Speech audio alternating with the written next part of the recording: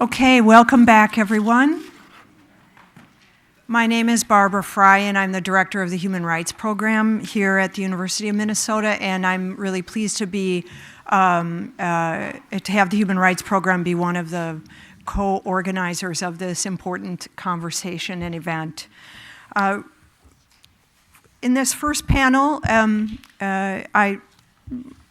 we are pleased to have a number of distinguished and experienced dignitaries who have firsthand experience in the diplomatic realm in particular, as well as looking at representations of Rwanda.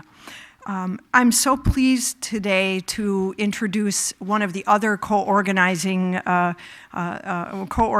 of this event, Dean Eric Schwartz, who is the Dean of the Humphrey School of Public Policy, Public Affairs, where we are sitting. So we are all at the gracious receivers of his hospitality. Dean Schwartz came to the University of Minnesota in October of 2011 after a 25-year history as a senior public service official, both in the national institutions and international institutions. Prior to his arrival in Minnesota, he was U.S. Assistant Secretary of State for Population, Refugees, and Migration.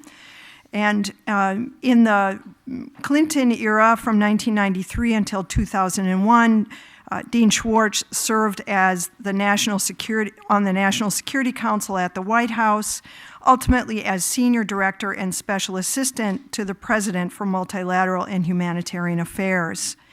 In between those tenures and around those tenures, he's worked for the UN High Commissioner for Human Rights, in various non-governmental organizations, including Human Rights Watch. He's a colleague and a friend, and he has the happy task today to introduce you to our distinguished panel of speakers. So please join me in welcoming Dean Eric Schwartz.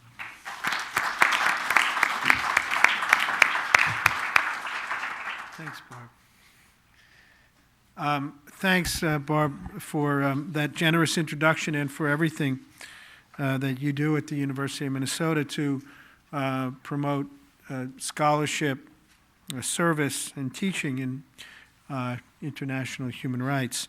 It's a joy to welcome you all to the Humphrey School of Public Affairs for this very important conference and for this very important session on Rwanda. Let me first introduce our distinguished panelists, and then I'll say a few words by way of introduction, and then begin the panel discussion. We'll have each of the panelists will talk for 10 minutes. I've been told that I'm the timekeeper, so I'll try to impose discipline on the panel, and then we'll have perhaps a little bit of a conversation among the panelists, and then we'll I think open it up for questions and comments from the audience. Our presenters today for this panel, Rwanda 1994 and its representations.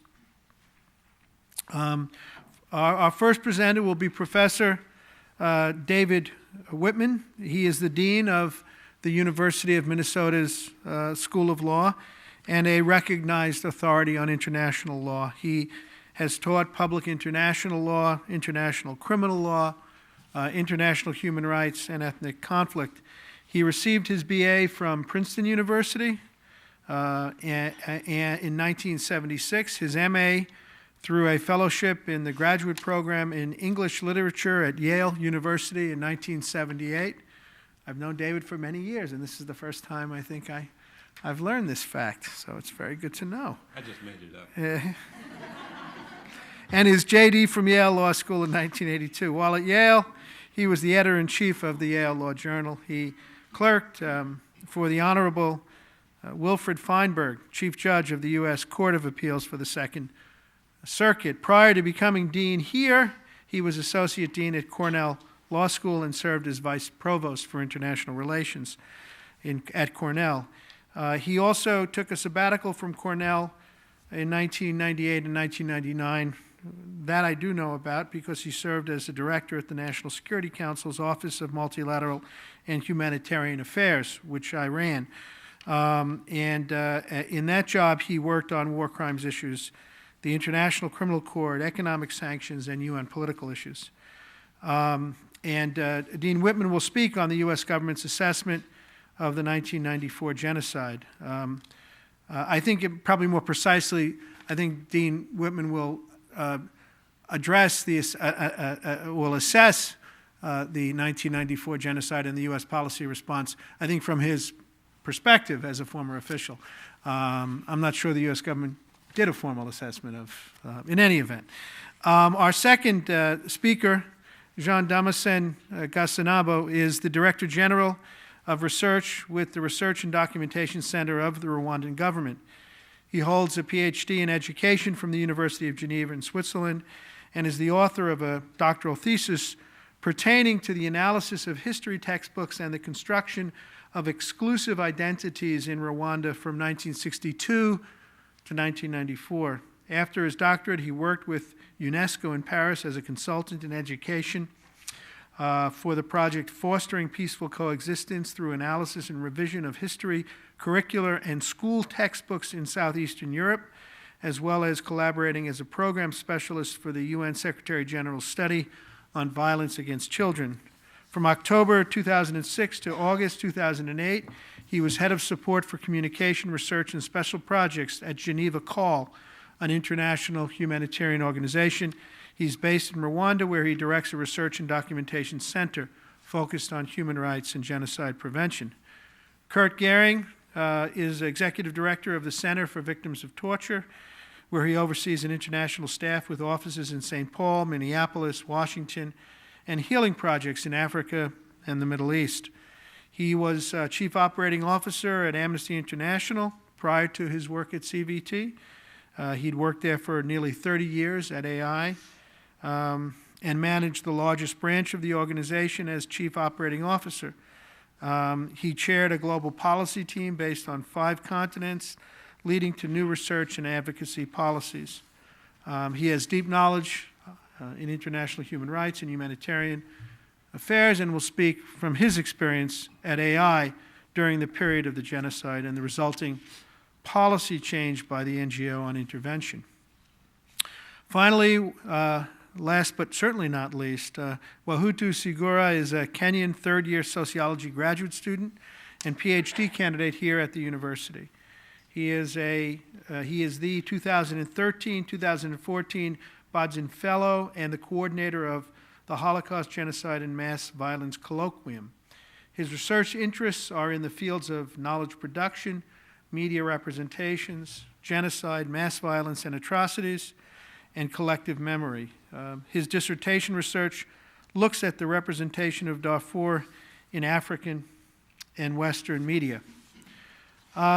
So we have a very distinguished panel, and we will, I think, benefit greatly by hearing their perspectives.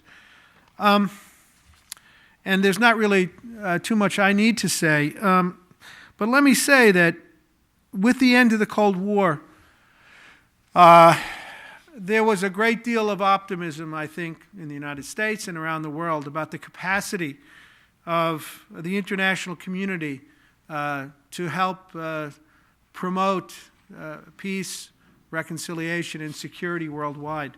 One former U.S. Secretary of State, Madeleine Albright, articulated a policy from the U.S. government's foreign policy perspective, assertive multilateralism, leadership, but engagement with the international community in solving some of the world's thorniest conflicts. And I think that optimism, as I say, was apparent in the end of the Cold War and was reflected, I think, initially in the intervention in places like Somalia in Africa.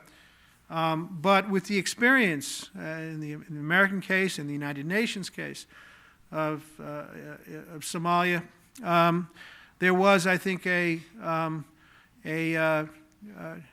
a retraction of that optimism, a pulling back by the international community.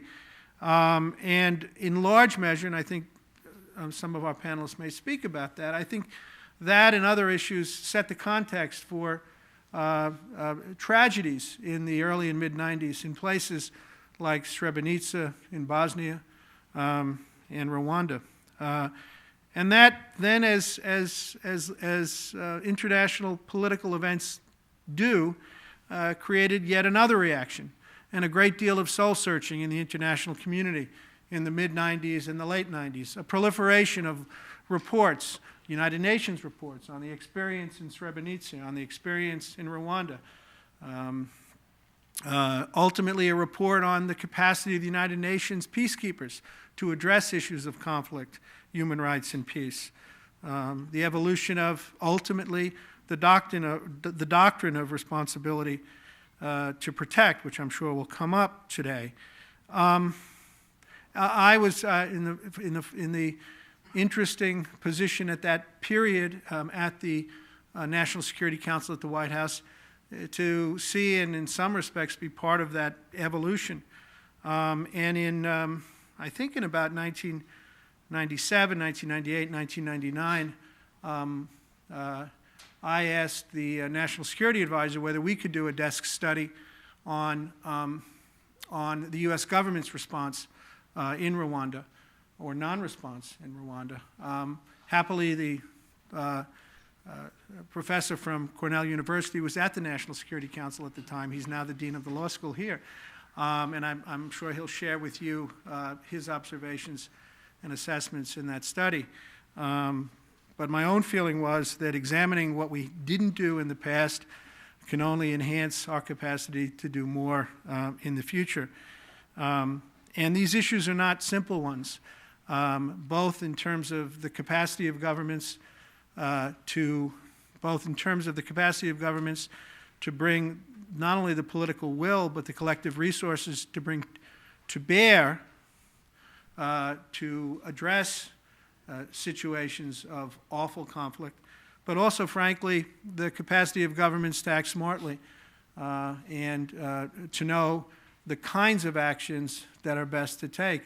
By way of example, in 1994, at the time of the Rwandan genocide, my personal preoccupation at that time at the National Security Council happened to be another terrible situation in Haiti, when we were looking at how to deal with the challenge of repression and the need for flight, the need of people to flee Haiti, and how to deal with that situation. And there as well, the policy options were not clear and unambiguous. The imperative for action was clear, though,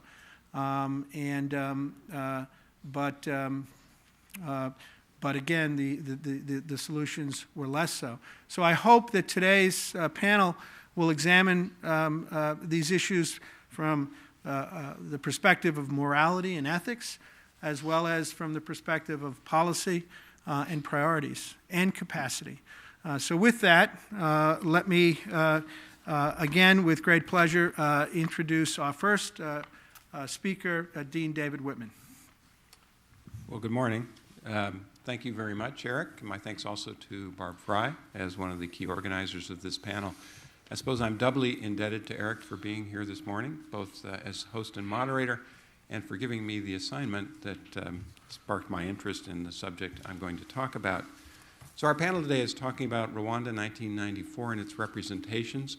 I'm not really sure what that title means, but in the best tradition of academics everywhere, I'm going to talk about that small slice that I know about and hope that it fits. So the thing I wanted to talk about is something of a puzzle, which is, how is it that the Clinton administration, which entered office more idealistic about foreign policy, more assertive about multilateralism, as Dean Schwartz mentioned, and committed to things like human rights, how is it that that administration largely stood by and possibly in some respects obstructed efforts at a more forceful response to the genocide as it was unfolding in Rwanda? And I have to give something of a disclaimer here. As Dean Schwartz mentioned, I was working at the NSC at the time. I'm speaking entirely in my private capacity. and I will be speaking about things that are in the public record. But at the time, as many of you know, President Clinton was a voracious reader, and periodically he would annotate things he was reading and ask questions about them, and they would be assigned to hapless individuals like myself to try and answer those questions.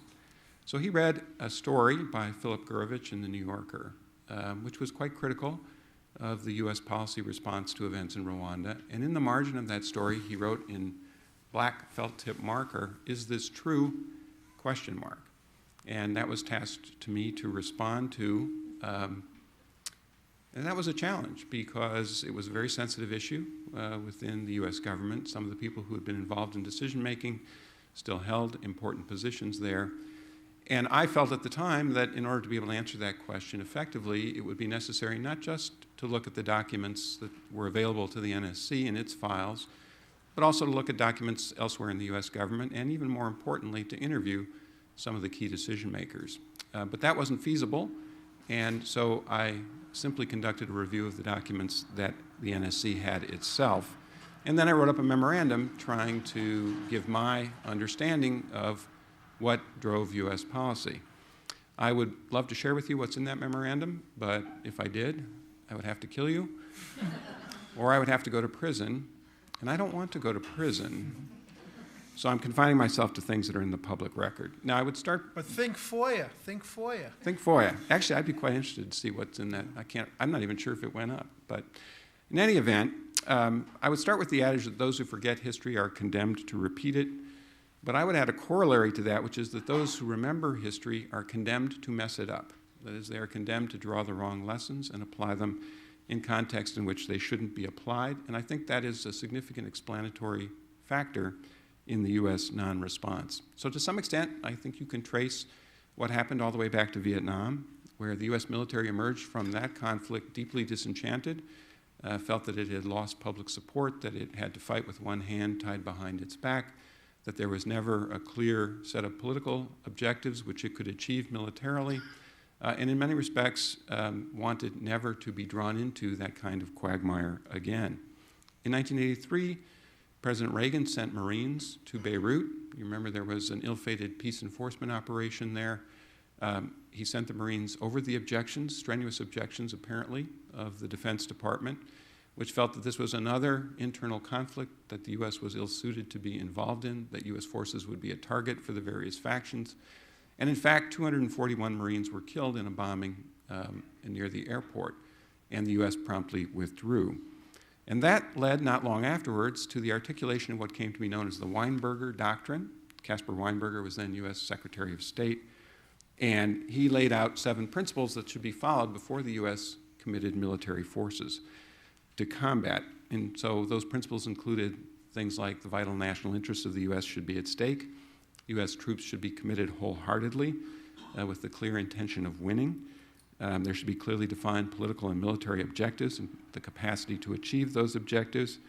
We should have a reasonable assurance that the troops would have and retain both congressional support and the support of public opinion. And that doctrine evolved over time. As we moved towards the 1990s, we had what was called the Powell Doctrine, which was sort of a variation on the Weinberger Doctrine. Again, focus on vital national interests. Is there a clear and attainable objective? Is there a plausible exit strategy? Is the action supported by the American people? And similar criteria. And we saw that at work in 1990 in the first Gulf War, when the United States committed overwhelming military force and achieved clear objectives quickly. And that's really what the military wanted to be the case when it was engaged in operations abroad. At the same time, peacekeeping was evolving, and Dean Schwartz alluded to that. Traditional peacekeeping involved putting UN Blue Helmets, lightly armed, as a neutral interposition force between two sides to a conflict, but only after there was a ceasefire in place and it was reasonably safe for the peacekeepers to be there. With the breakup of the Soviet Union, peacekeeping evolved dramatically. The UN started to commit troops to more and more situations, so that by 1993, there were some 70,000 UN peacekeepers deployed in 17 different countries, often in circumstances where it was unclear that they would be able to be effective. And the U.S. was paying about 30% of the peacekeeping bill at the time and was very unhappy about that. The relationship between the United States and the United Nations, particularly between Congress and the UN, was very, very difficult. The U.S. was $500 million or more in arrears on its dues to the UN, particularly as they relate to peacekeeping. And the U.S. was looking for ways to scale back peace operations and control their costs. So at that point, two things happened. One, Dean Schwartz alluded to, which was Haiti, which took up a great deal of the administration's time and energy. And even more important for Rwanda, the U.S. became involved in Somalia.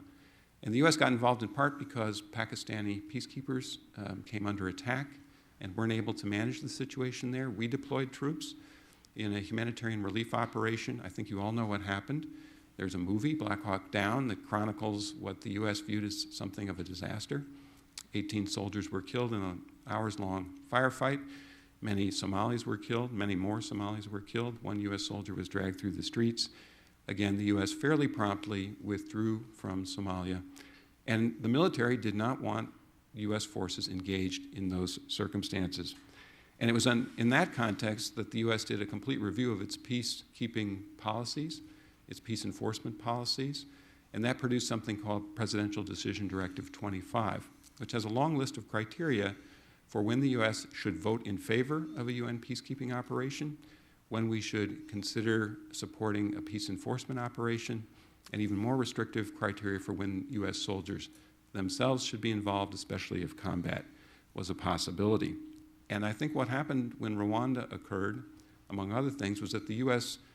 was approaching this in a context in which the idea of a hard intervention, of a military intervention that involved combat, and in particular one involving U.S. forces, was simply never on the table. It was just viewed in light of historical context as something that was not to be considered. And the U.S. did not want to get drawn in to this conflict in Rwanda, which it didn't feel it understood well. There wasn't a strong domestic constituency for intervention. There wasn't support in Congress for intervention. Some members of the Congressional Black Caucus on occasion did push, but not terribly hard. Major editorial boards and big newspapers were not supporting intervention. And there wasn't someone in the senior leadership of the United States government who was really committed to making intervention happen. And as a result, the U.S., rather than risking having this peacekeeping force that was already present get drawn more deeply into the conflict, the U.S. urged that it be either withdrawn completely or drastically reduced in size. So there was a UN peacekeeping force there at the time. It was there supposedly to support the Arusha Accords. Any prospect of those accords succeeding disappeared with the shooting down of the president's plane. And at that point, I think the United States felt that political objectives couldn't be achieved. The process the U.S. was supporting was a political process designed to try and achieve peace between the Rwandan Patriotic Front and its adversaries in the Hutu-dominated government. And with that falling apart, the U.S. felt that the best move was to back off. And it didn't support a more aggressive UN peacekeeping operation. So the UN drew troops down to about 270. There were efforts by some countries to change the mandate of the peacekeeping force, UNAMIR, to make it more aggressive and more successful, to increase the troop levels. The U.S. didn't agree with that. As the genocide unfolded, the U.S. eventually moved towards a position where it was willing to contemplate support of military intervention. But we got bogged down in debates about how that should occur. Should it be from the inside out? Should troops land in Kigali airport and move out to create safe havens within the country? Or should they, as was done in Operation Provide Comfort, work from the outside in on the borders of Rwanda, which would be safer for U.S. troops, and that was the option the U.S. favored, or for peacekeepers. I don't think U.S. troops were ever likely to be committed. But it was not likely to be effective because most Rwandans couldn't reach those safe havens. And as that debate dragged on, more and more killing took place. On average, maybe 8,000 people were being killed on a daily basis. And by the time the United States finally moved to a position where it was willing to consider supporting an enhanced peacekeeping operation, it was really too late. The French intervened on their own, well, with UN support, but they intervened in Operation Turquoise, but the genocide had already largely occurred. Now, there was a point where the U.S. was reluctant even to consider acknowledging that what was happening in Rwanda was genocide, people were instructed to avoid using that term. I think there's a misconception that if we label something genocide, it obligates the United States to intervene forcefully. That's not true.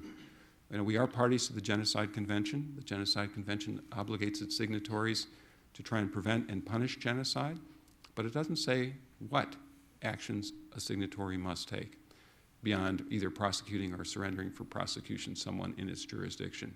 It certainly doesn't mandate a forcible military intervention. But clearly, if you acknowledge genocide is taking place, the political pressure to do something increases, and the administration was hesitant to have that happen. So what lessons can we draw from all this? I'm not sure. To some extent, U.S. concerns about the capabilities of the UN in peacekeeping were valid. The UN was greatly overstretched. The Department of Peacekeeping Operations was very ill prepared, didn't have enough staff, enough expertise, enough resources to manage the existing peacekeeping operations. That's improved to some extent over the years. I think the U.S. capabilities to respond are better now than they were. The U.S. has been modestly supportive of intervention in the Central African Republic, where I think there are 12,000 UN peacekeepers currently.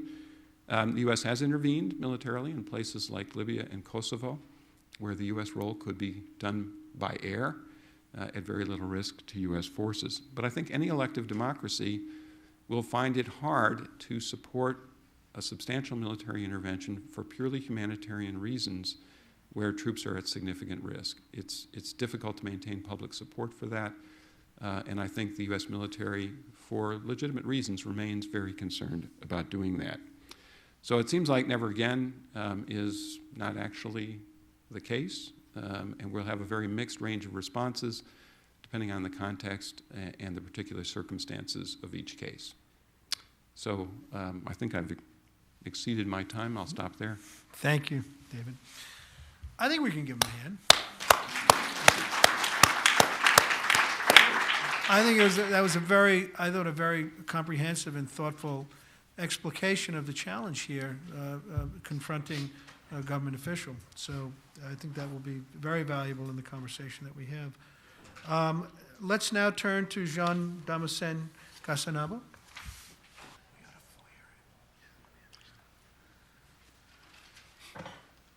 Dear guests,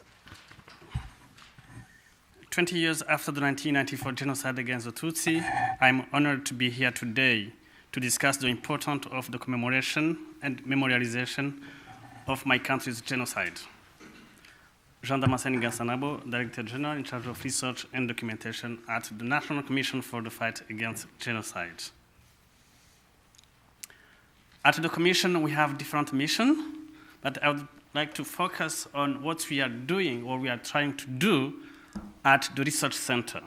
We are here at the University of Minnesota, and let's talk about maybe focus on the research. We have 5 research areas. One is genocide denial. Second, genocide consequences. We have many consequences, raped women, orphans, etc., etc. Number 3, prevention. Number 4, history and society.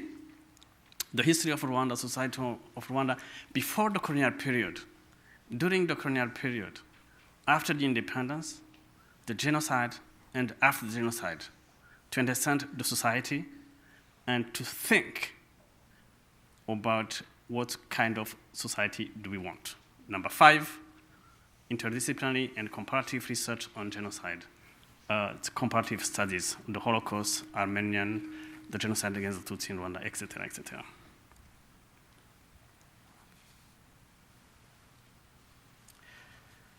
For 100 days in 1994, between April and July, Rwanda experienced a genocide that cost more than 1 million of Tutsis and others, with a killing speed estimated on nearly 10,000 per day. The unique cruelty of the genocide against the Tutsi left no room for escape. Parents killed their own children. Children killed their own parents. Women were undressed and raped, and the victim cut to pieces with traditional weapons. We estimated more than 1 million.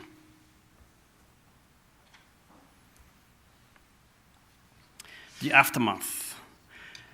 It was not until the RPF forces entered the capital Kigali that the brutality of those 100 days ended. In the aftermath of the genocide against the Tutsi, the government of Rwanda has constantly been striving to rebuild. The prevention of genocide recurrence is necessary at the top of the government list of priorities. That task, in turn, requires strategies to promote national unity and to fight against genocide denial. Several policies and programs contribute to the pursuit of those goals. For example, traditional Gacaca codes were reintroduced to provide the localized and more locally legitimate version of the transition justice offered through the International Criminal Tribunal for Rwanda in Arusha, Tanzania. Re-education of genocidaires and their subsequent reintegration into Rwandan society has been made possible through Ingando, or solidarity camps, and Abunzi mediation committees, among others. Recently, the Ndi Umunyarwanda initiative, We Are All Rwandans. The Ndi Umunyarwanda initiative has encouraged the strengthening of Rwandan unity. A period of mourning is respected every year from the 7th April, and memorial sites have been constructed throughout the country. Finally, national commissions have been created to institutionalize commemoration and reconciliation.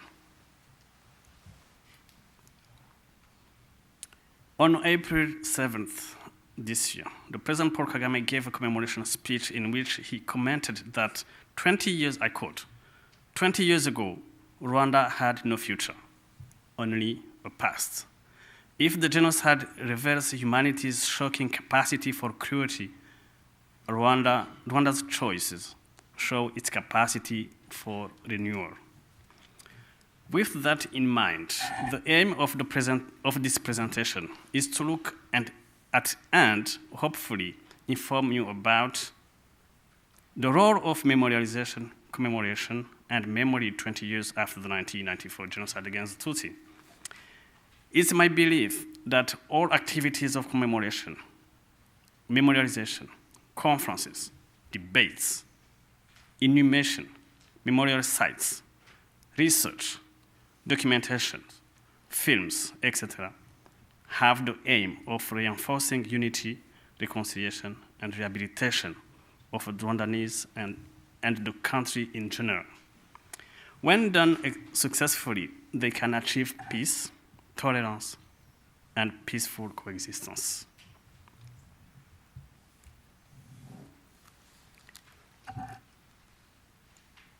There's three ideas: commemoration, memorization, and memory. All share a collective aim to commemorate or enhance the understanding of a conflictive past. This can include, but is not limited to, the erection and maintenance of memorials and monuments, the operation of museums and exhibits, traditional ceremonies and rituals, the running of educational programs, awareness raising, dialogue and remembrance programs, the teaching of history, and the gathering and preservation of information.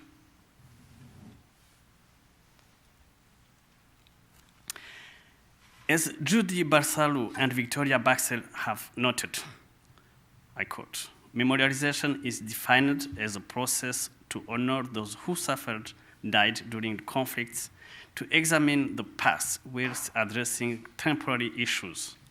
It can promote social recovery or conversely, injustice, victimization, etc. Memorialization, therefore, can take many forms and can often be overlooked as a very successful form of transitional justice. From 1995 onwards, the government of Rwanda has established different institutions responsible for the commemoration, memorialization of the genocide against the Tutsi. Various decrees and laws concerning the memorialization and the memory of genocide have been enacted, and the government and ministries work closely with NGOs, National Commission and Genocide Memorial Center. In 2011, Janet Jacobs wrote a piece titled Sacred Space and Collective Memory, Memorialization Genocide at Site of Terror, from which comes the following quote. Catastrophes are remembered through monuments and memorials. The most provocative memorials are those situated at the actual site of terror. Memory is embedded in the very stones. This quote became particularly relevant for my next slide, which is the Kigali Genocide Memorial Center.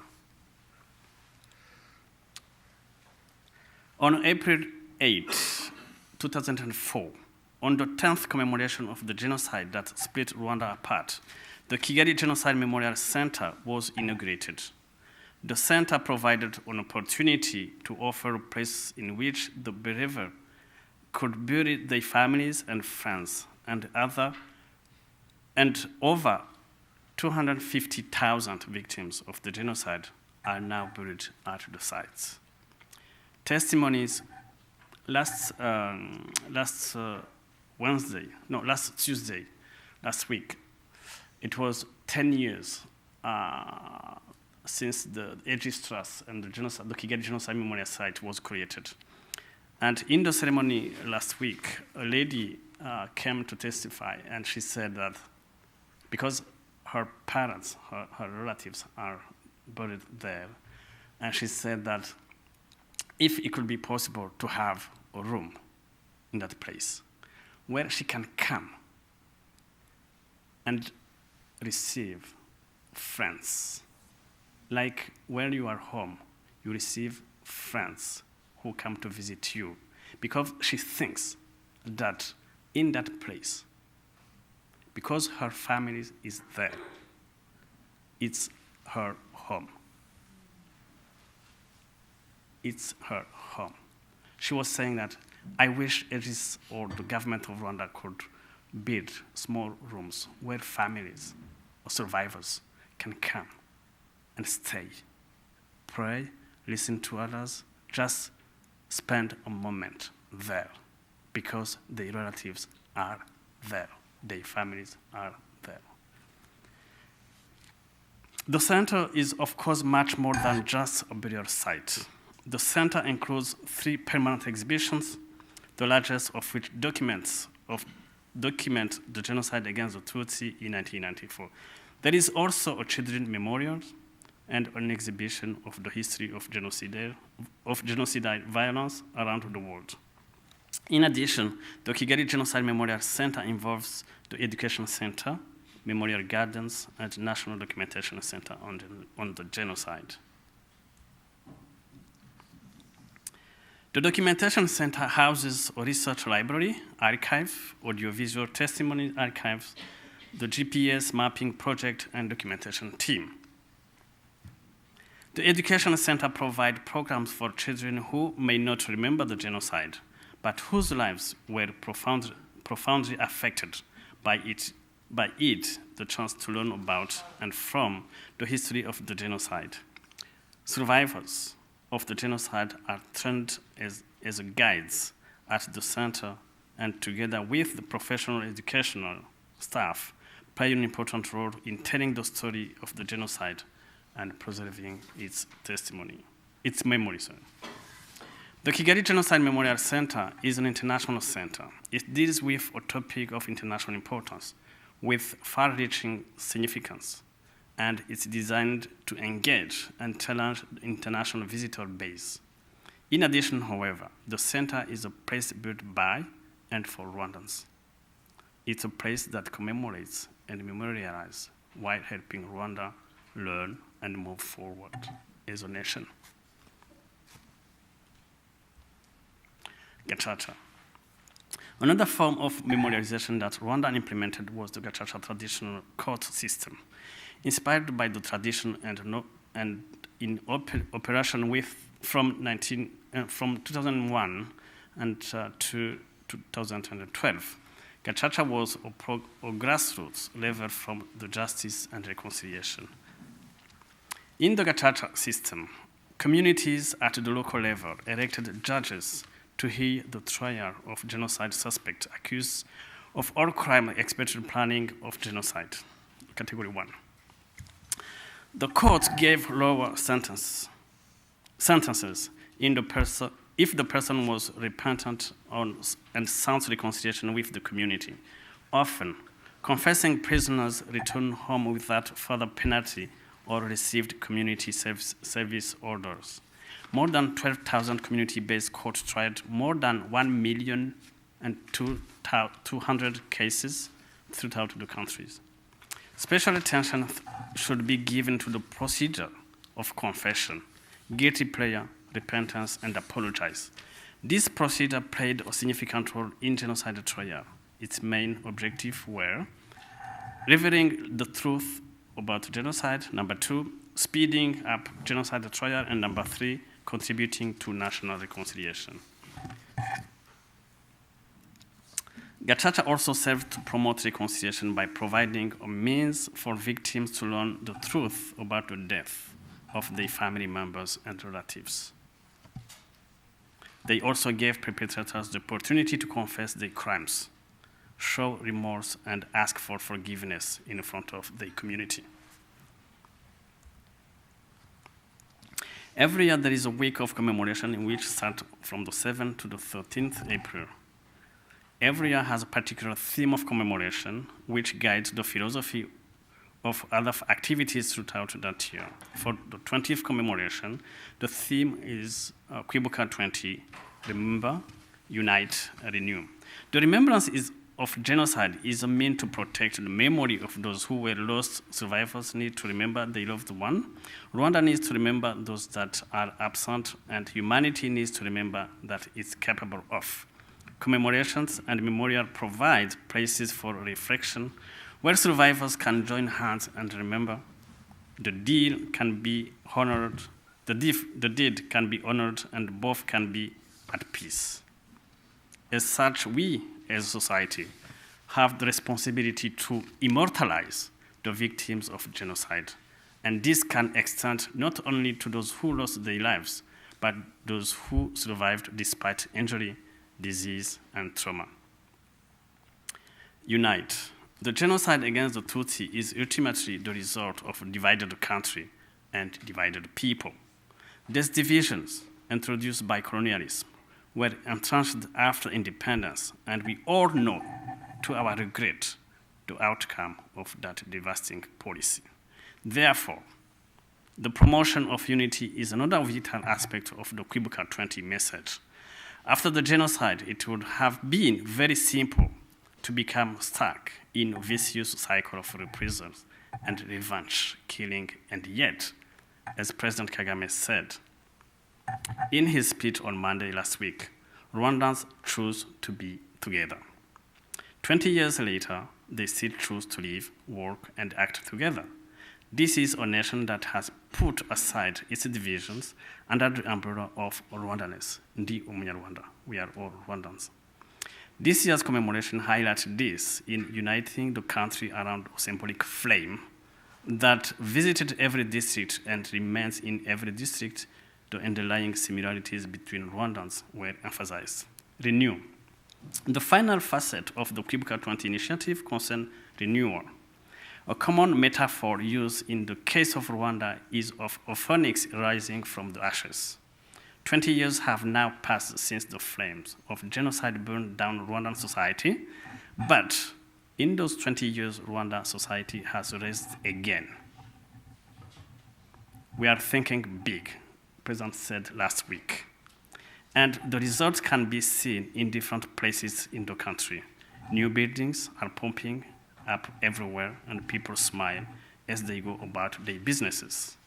Rwanda society has undergone a process of renewal, and Kwibuka 20 aims to continue that. Before 1994, we used to commemorate the commemoration activities at national level were rotating in different genocide memorial sites. From 2009, commemoration activities at national level were held at Amahoro National Stadium, and last year we had commemoration at Umudugudu level, which is the basis of the administration level. Work to Remember. The Work to Remember march take place throughout the country on the 7th of April, and districts, also at the district level. It was originally created by young Rwandans as a way to stand against genocide. Today, hundreds of thousands of Rwandans and friends around the world work together to remember the victims of the genocide. I'm going to have to ask that we... Yeah, I conclude, yeah. I conclude. Okay, At site, three things happen: preservation and restoration of remains, memorialization and commemoration of victims, and documentation and research of events. A memorial need not limit itself to a burial site or a physical object. In fact, a memorial can and should have an active role in the community. It should contribute to the rehabilitation and mediation of survivors. It should seek to educate and inform. And most of all, it should strive for positive social change. Thank you very much.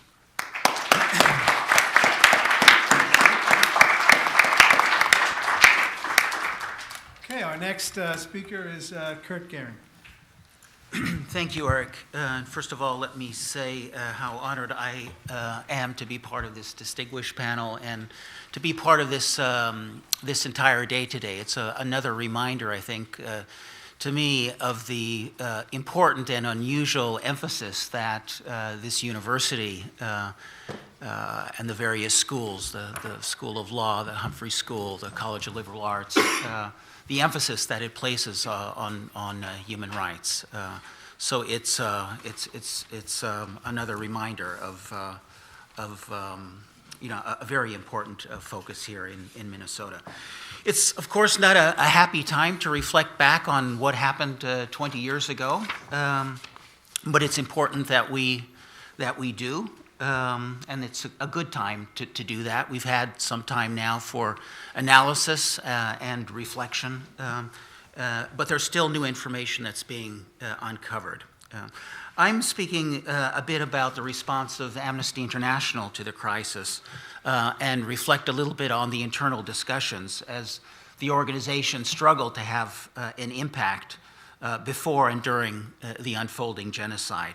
I was a staff member of Amnesty then, and I remember really only too well those sobering events and the enormous frustrations of working in a major human rights organization following these developments, trying to get an accurate picture of what was happening, and then trying to develop strategies to have an impact on the international community, including the US government, as Dean Whitman was describing. I remember the desperate phone calls we were getting from Rwanda, from academics, from activists who wanted to do something to stop the killing.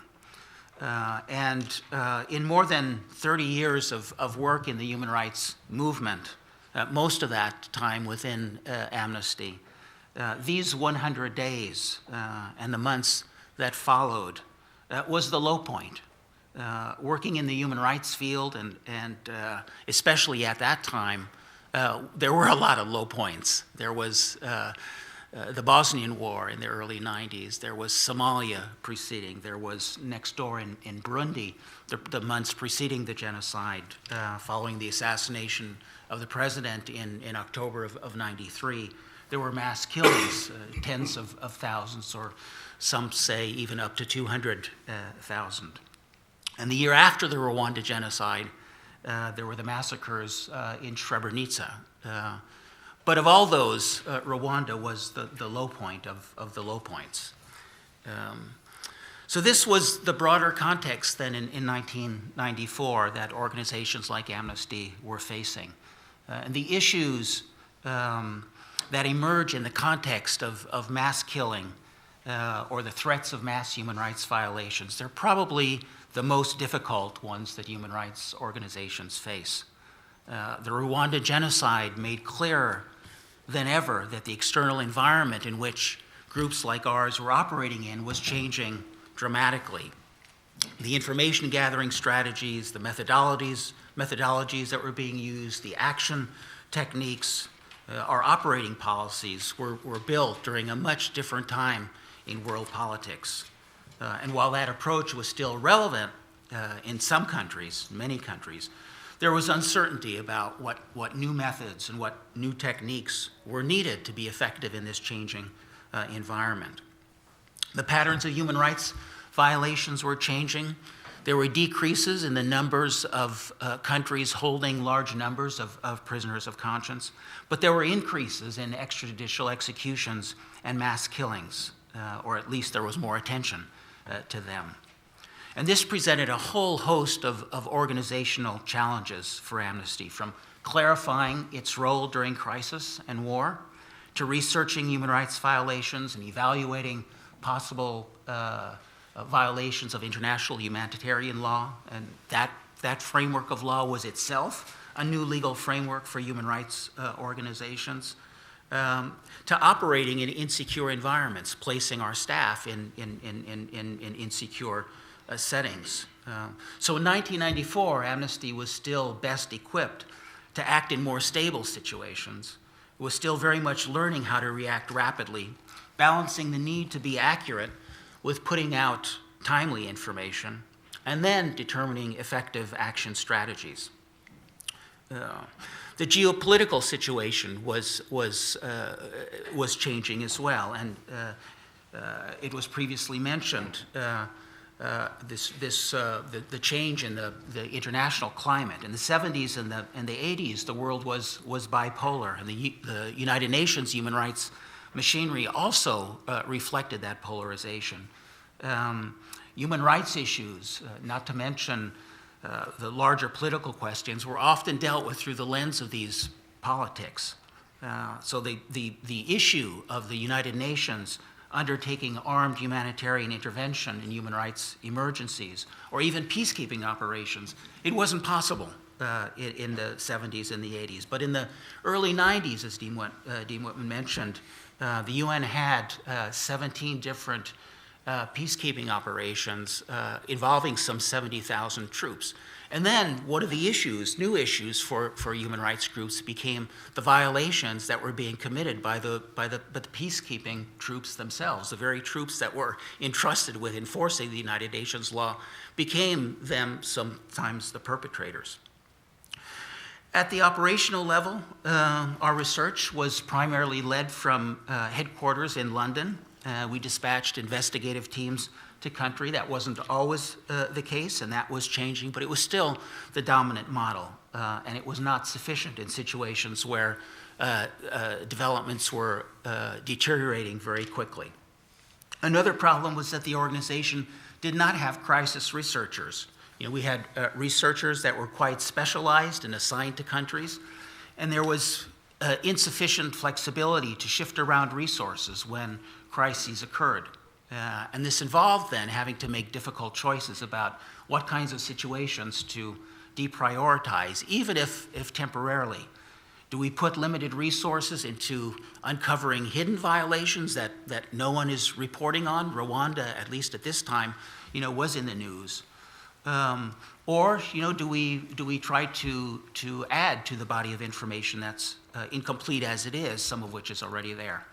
And then on top of the operational issues, there were the policy constraints, the lack, for Amnesty at least, of an organizational position on armed intervention for humanitarian purposes. So Amnesty did pretty much what it was used to doing. It researched, it monitored, it issued a steady flow of press statements. It sought to draw media attention to the situation. It documented conditions of individuals and groups. It issued appeals for action. It helped establish, I think, that the killings appeared not spontaneous, but organized by the government. It called on the UN to send a large force of civilian police monitors. It engaged with the Secretary General of the United Nations, the High Commissioner for Human Rights. It issued action alerts, sought to mobilize its members on these issues. It called for a special session of the United Nations Human Rights Commission, which was unusual at the time. It made interventions at that commission. It documented the links between the French army and the Rwandan death squads, called for the deployment of peacekeeping troops. There were updates almost every day. But what impact ultimately did this have? And the honest answer is not much. And the environment at the time was a kind of perfect storm, mitigating against mobilizing pressure. Following the disaster in Somalia a short time before this, there wasn't, as we heard, any political appetite for doing much on Rwanda.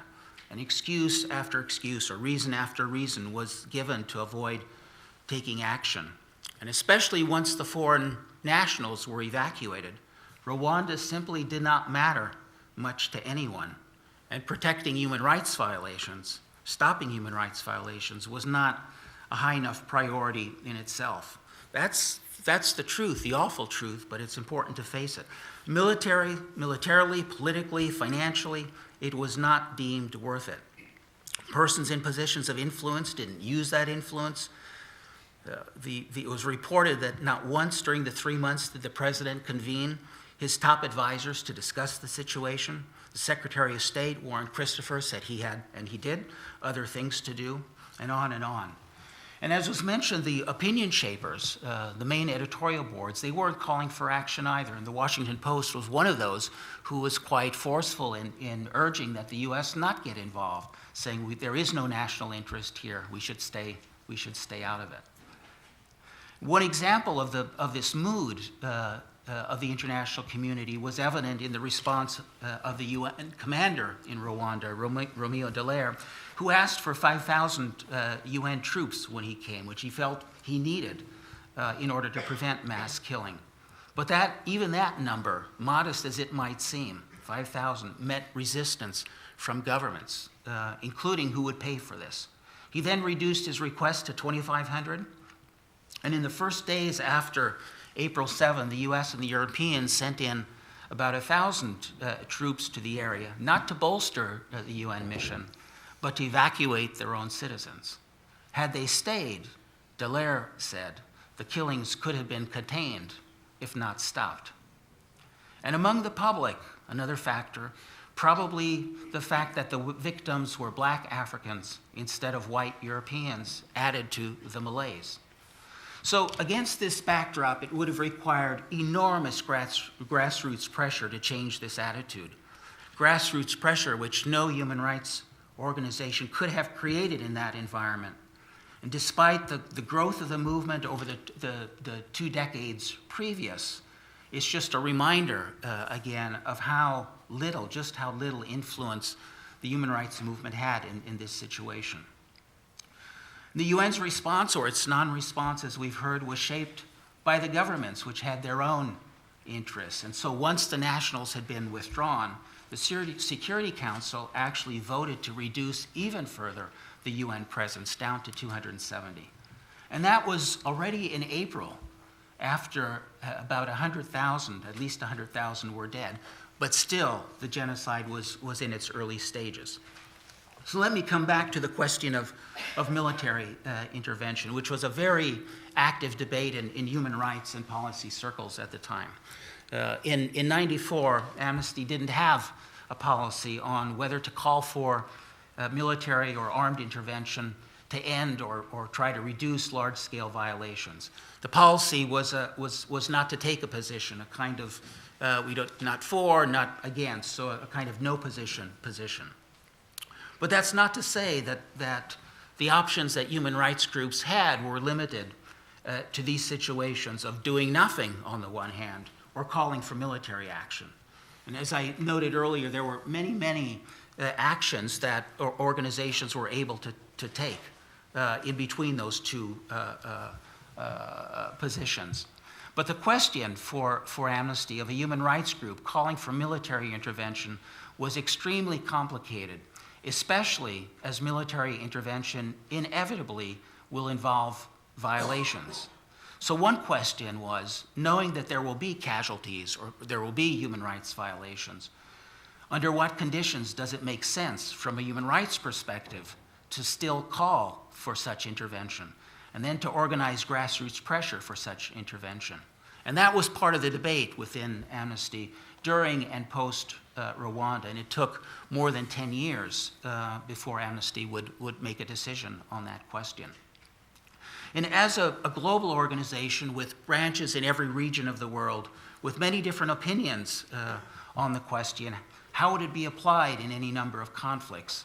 You know, it wasn't easy to develop a consensus around this issue. And it wasn't just Rwanda. If Rwanda had been the sole focus, it would have been, I think, much easier to make a decision, particularly because it was felt that, you know, there was a relatively small number, lightly armed, internationally sanctioned police or military presence could likely have a critical impact. And there were examples throughout Rwanda where survivors were gathering and there was a light UN presence. You know, the killing was less, or killings were deterred. Even small groups of UN personnel were enough. At the Hotel Mille Collines, there were about a dozen peacekeeping troops and military observers that protected, you know, several hundred civilians. 10,000 more gathered at a stadium with a light UN presence, and the attackers backed off. So one of the questions was, how severe must a situation be before calling for intervention? Does it have to reach the level of genocide? What about mass killing short of that? When is force as a last resort used as a last resort? And when is a last resort really a last resort? Could intervention actually make things worse? Who will be doing the intervening? Is it only when the UN sanctions it? Only when intervention is legal under international law? What about the views of the people in the country in which intervention takes place? And what about the measures falling short of full armed intervention, such as no-fly zones and various forms of sanctions? At the same time, and concluding with this, it's really important not to overstate the impact that human rights groups or Amnesty might have had such a policy. It would have added another tool in the toolbox, but what impact that might have had is still far from certain.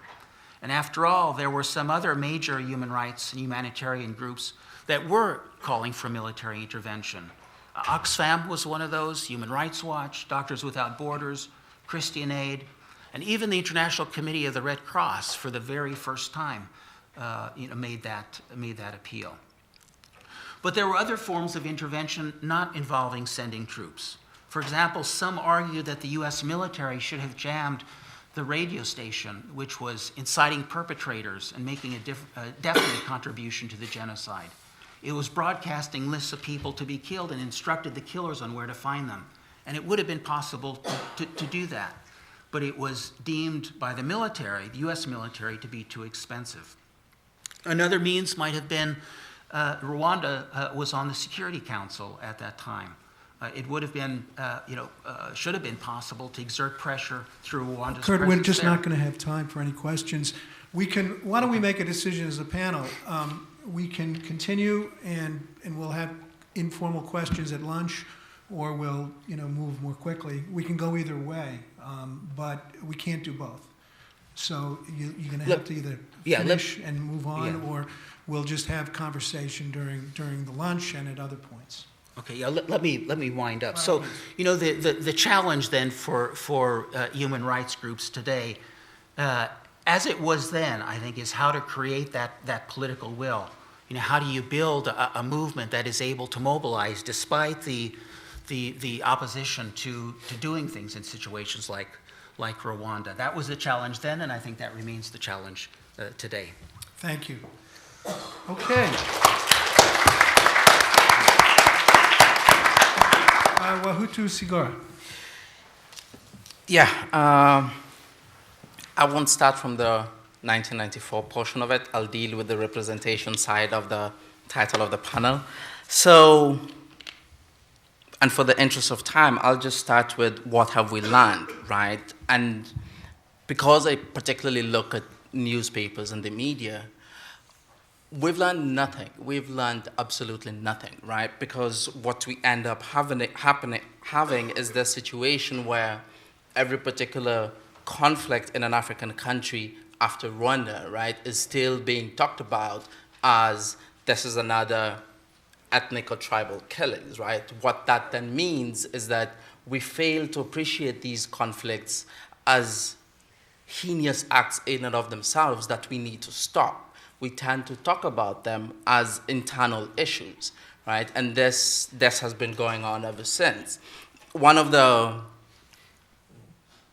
small clip in the movie Hotel Rwanda, we have Joaquin Phoenix coming in with a video that has people being macheted on the street. This is actual live footage that they ended up using in this video.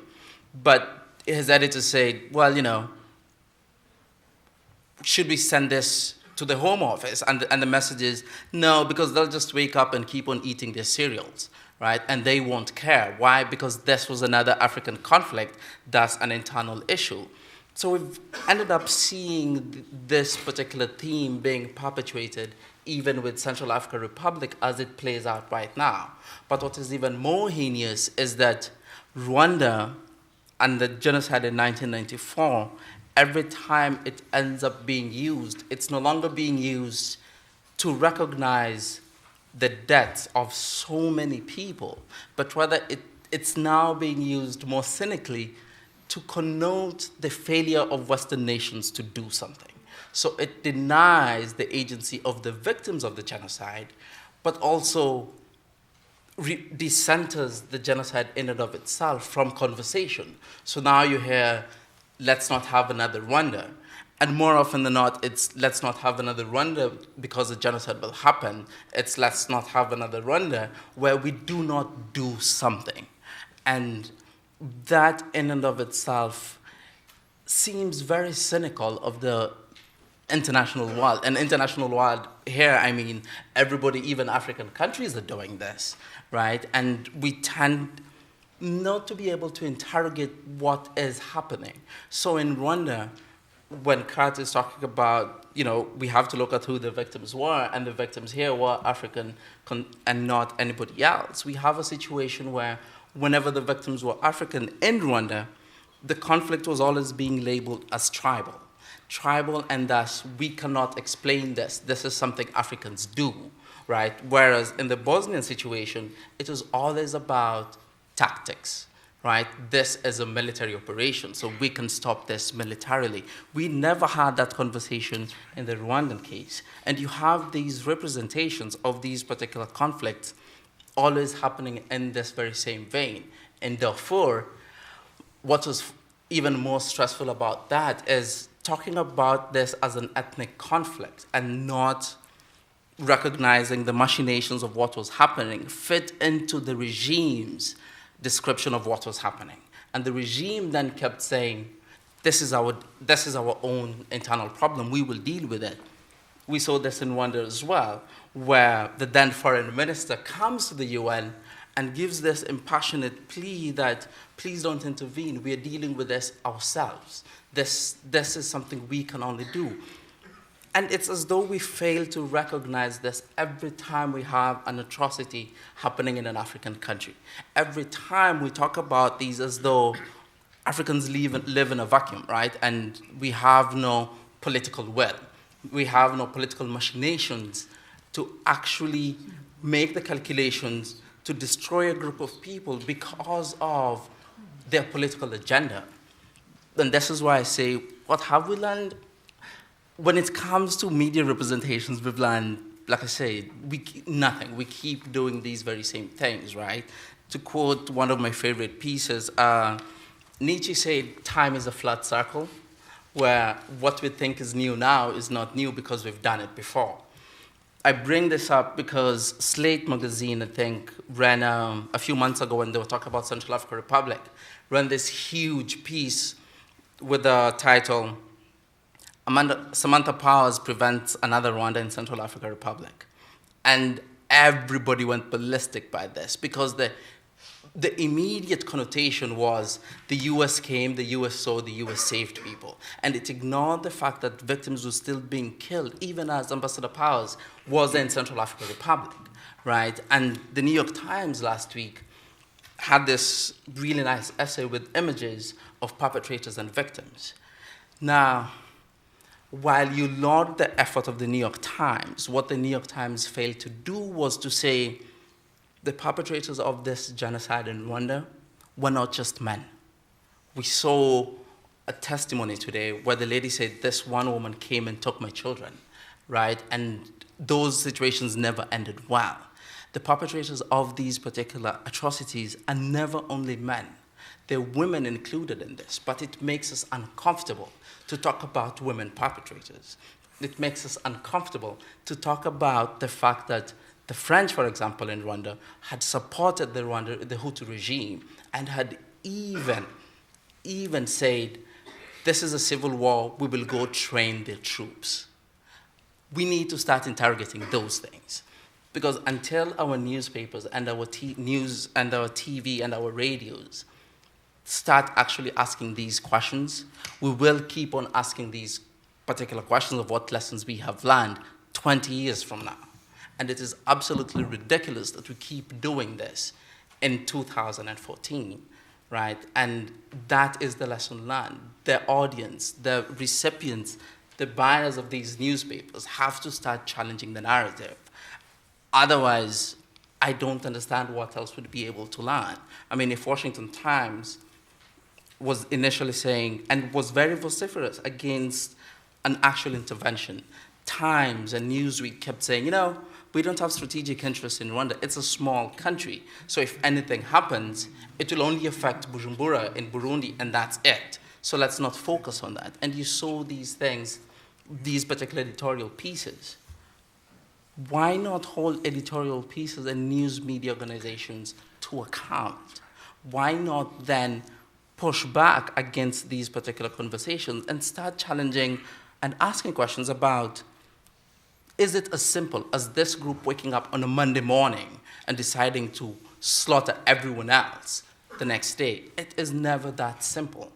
And we don't get that side of the information. We don't get the intricacies of this information. So it is a bit duplicitous to say, we are doing better. Because you watch what is happening now, we are not doing any better, right? We are repeating the same mistakes over and over again. And it's as though, the failure to do anything in Rwanda by the international community then results in the failure to do anything now, right? While at the same time, trying to wash away the guilt of not doing anything by saying, we're stopping another Rwanda. Rwanda happened, and we screwed up. Now let's not screw up in the next one, right? And that's where I'll stop for time and conversation. Thank you.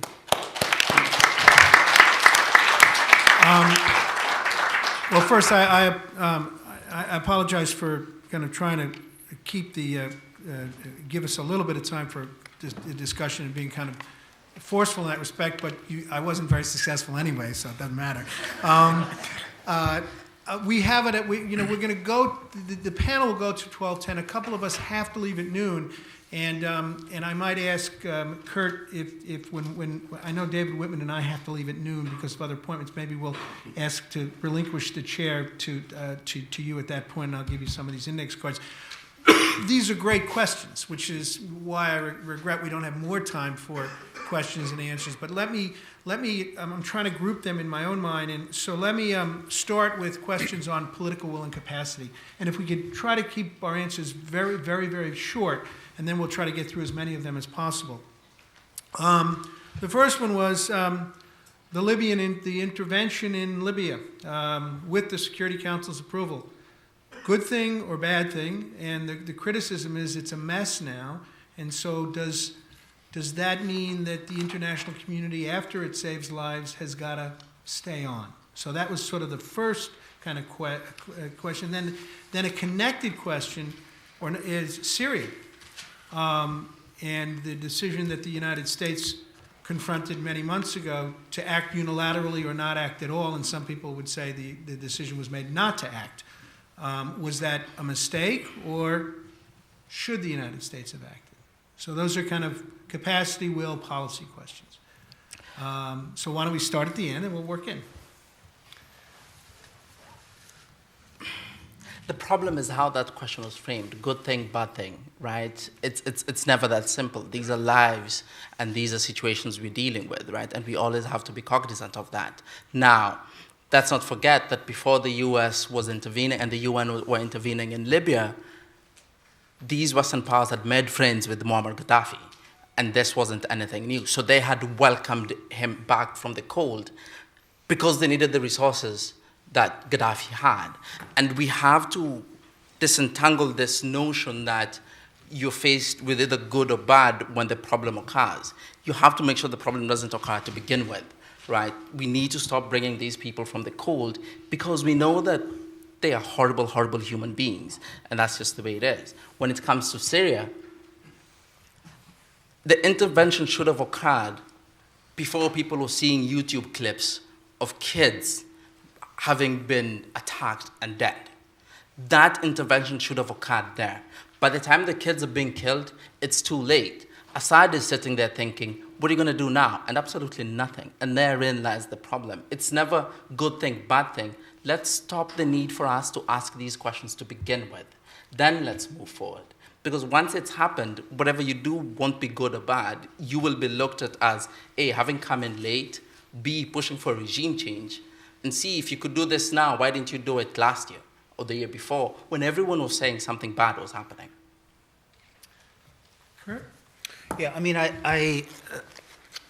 some of the things mentioned by my colleague here are the very kinds of questions which were the reason why it took Amnesty so long to come up with a position on, you know, do you support armed intervention when it is being done ostensibly for human rights purposes, or does that just complicate things? You know, one further complication to this is the role of human rights groups putting out in a highly politicized atmosphere reports about what's going on in Syria now or in Iraq earlier, which, without a call for military intervention, but which governments then use for their own political purposes, other purposes, not for human rights purposes, but they latch onto these reports in order to justify their own interventions. It complicates even further. I remember the days around the first Gulf War when President Bush and members of Congress, in their vote on the authorization to use force after the Iraqis invaded Kuwait, waving the Amnesty report and saying, this is why we have to go to war. So it presents an incredible dilemma for human rights groups. You can't sit on the information, but if this is the result of it, it's you just need to be aware of that. I didn't answer the Syria question, but I don't want to do that. Thanks, Kurt. Jean Damascene. I think it's a matter of interest. Why to intervene or not to intervene? We can see, we know. Oh, sorry. I said, to me, it's a matter of interest. We know what's happened in Rwanda, why the international community didn't intervene, and they said, well, Rwanda is too far, and nobody knows where is that tiny country, and then the French, when they intervene, also we know in which circumstances they intervene, and to me, all the time, it's when there is an intervention, first, as they said, Michael, it's too late. It's too late. And they have a specific agenda, why to intervene or not. And we know that. And this is a matter of politics and how those decision makers, they made the decision and why. This is something we have to question. Thank you. Thank you. David. So I think this is probably the single hardest question that confronts anybody who thinks about humanitarian intervention. It is, generally speaking, impossible to achieve a military solution to a political problem, and no one is more acutely aware of that than the military. So if you intervene in a place like Libya and you do it from the air, and you don't follow up with assistance on reconstructing a viable political settlement, it's not likely to be a durable solution, and it may make things worse. So humanitarian intervention light, I think, is not very successful, generally speaking. And so each of these cases will be very, very different depending on, is there a party that you could support, which if that party prevailed in the conflict might achieve a satisfactory and lasting solution. That may tend towards one set of policy objectives. If not, are the interveners really prepared to take on a political and social and economic reconstruction role along with military intervention? The answer is usually they're not. Let me answer the question as well from my perspective. And I think that how many of you are either policy students or have aspirations to work in a policy environment? Okay. Well, I mean, the point that was made by our first panel is absolutely true, but policymakers just don't have that luxury. You can't, in 1994, when all hell is breaking loose, you can't say, well, the problem here is we haven't dealt with root causes, right? So you're asking me the wrong question. Should we intervene or not? You don't have that luxury. And so I think, I'll offer answers to those questions. The first question is yes, we should have intervened in Libya. The answer to the second question is, tracking David's point, the responsibility to protect means nothing, as far as I'm concerned, if you don't accept the fact that after you save lives, lives will continue to be at risk. And if you don't have some sort of more enduring commitment, that R2P concept is meaningless. And notwithstanding the fact that the Russians will say in the case of Libya that that was a pretext for a long-term Western engagement in Libya. That may be true, but I think David's point is also true. That if you're not prepared after you to save the lives, if you're not prepared to sustain a commitment, then those lives are at risk again. And my own personal view in the case of the Syria situation was, I think the United States lost an opportunity, but yes, they would have been criticized for acting unilaterally in a response to the chemical weapons situation. And that's a whole other discussion about unilateral action versus multilateral action. Second question, I'm going to ask this to Dean Whitman because it says here, Whitman, right? So I think that means it's a question. And David has to go as well in 5 minutes. So, but it's an interesting question. You spoke about what the U.S. did not want, involvement in foreign entanglements. But what about what the U.S. wanted? An RPF victory, regime change, otherwise, etc. Could this be a strategic reason for inaction? And what U.S. foreign policy ultimately wanted? It's strategic not to intervene. And what were those interests? So I don't think the U.S. had a strategic interest that militated either in favor of intervention or that it was trying to achieve some outcome in Rwanda that could be furthered by failing to intervene. It wasn't like France, which had a long history and economic interests in the region. France, I think, saw support for the RPF from Anglophone countries as sort of an attack on Francophone interests and was unhappy with that. I don't think the U.S. Was operating in that kind of context. Paul Kagame was at the time, I think, in the United States receiving training from the U.S. military and U.S. military special forces. So I think the U.S. had some sympathy to the RPF, but I don't think the U.S. saw its failure to intervene as a way to support an RPF victory. That really wasn't in the minds of policymakers, as far as I know. Any other panelists have views on that they want to express? I think that question also gives too much credit, I feel, as though to U.S. policy to African countries. I mean, U.S. policy to African country has been so schizophrenic that sometimes you have to sit and go, what the heck are you doing, right? Because you saw it in Liberia where the choice was to go protect installations that were strategic to the U.S. while everybody else was killing everybody else, right? And sometimes I think there's from the outside, there's an assumption that there's a cogent policy, and that gives too much credit sometimes. And no disrespect to policymakers, but a lot of them don't even know where these countries are, especially when you're talking about African countries, right? Even in France, where the French wanted to go in, they wanted to go in through a route, and Gerard Prunier goes, well, if you go in through that side, you won't find anybody because everybody has been killed and everyone else has run away. So that's the wrong route to try to intervene and come into Rwanda with, right? It's a bureaucracy, and bureaucracy is messy, and bureaucracies often don't work in concert. That, as someone who spent much of my life in government, I have to conclude that you must have spent some time in government yourself, because all you have to do is spend, a week in government and reach the same conclusion. That no, and it's not an insult to people who work in government, but I would put the point a little differently. It has to do with, conspiracy theories and an expectation of intentionality on the part of government are 9 times out of 10, as far as I can tell, overblown and unrealistic. I mean, you've got to give more credit to, just inefficiency and failure to attend to detail. Let me ask another. Oh, I'm sorry. So we think we can conclude at notes. Oh, okay. Well, then there is one more question which I really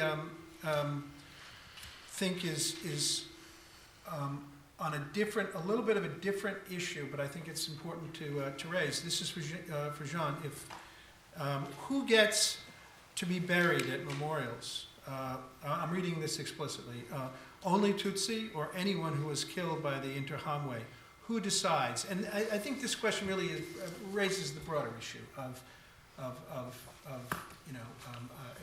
a number of broader issues. So I think it's a really appropriate one. Thank you. In 1994, all people who were killed, Tutsis, but also Hutu, some Hutu were killed, and some Twa were killed. Even some non-Rwandans, Europeans, were killed. Those who, the